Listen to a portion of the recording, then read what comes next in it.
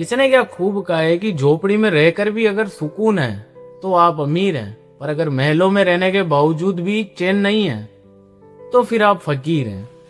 नमस्कार, मैं राजा अग्रवाल एक सुंदर सी कहानी सुनाता हूँ।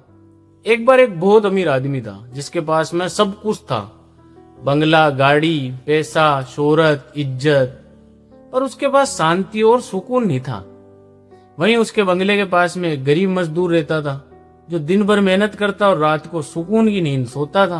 अब इस आदमी को, उस गरीब आदमी को देख के बड़ी जलन होती थी। यार, मेरे पास इतना पैसा है, मेरे पास सब सुख सुविधा है, लेकिन फिर भी मुझे नींद नहीं आती है। और ये साला कल का छोकरा कितने सुकून की नींद सोता है।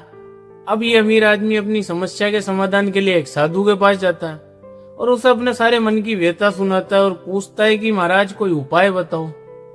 अब साधु उस अमीर आदमी को कहता है कि आपको एक पोटली लेनी है जिसमें 99 सोने के सिक्के रखना है और उन सिक्कों को उस मजदूर के घर में फेंक देना है। अमीर आदमी घर जाता है, जैसा महाराज ने बताया बिल्कुल वैसे ही करता है और सारे सिक्के मजदूर के घर फेंक देता है। अब मजदूर जब वो सिक्के देखता है तो वो सिक्के देखकर पागल सा हो जाता है। जब उन्हें गिनता है तो वो 99 सिक्के निकलते हैं। अब मानो जैसे उसके ऊपर भूत सवार हो गया था।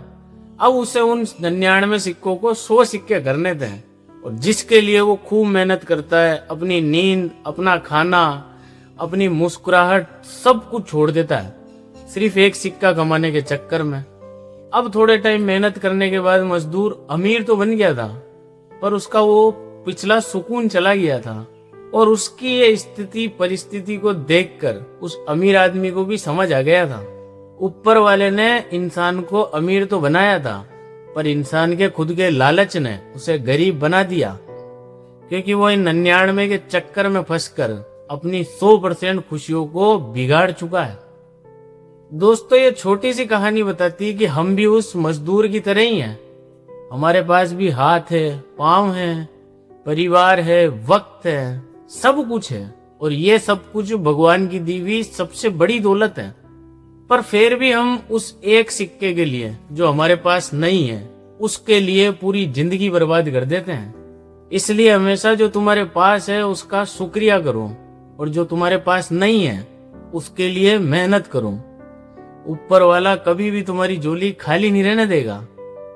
और हमेशा की तरह यही कहूंगा कि दुनिया को दिखाने के लिए नहीं, खुद से नजर मिलाने के लिए जियो। कल फिर मिलते हैं एक नई सीख के साथ।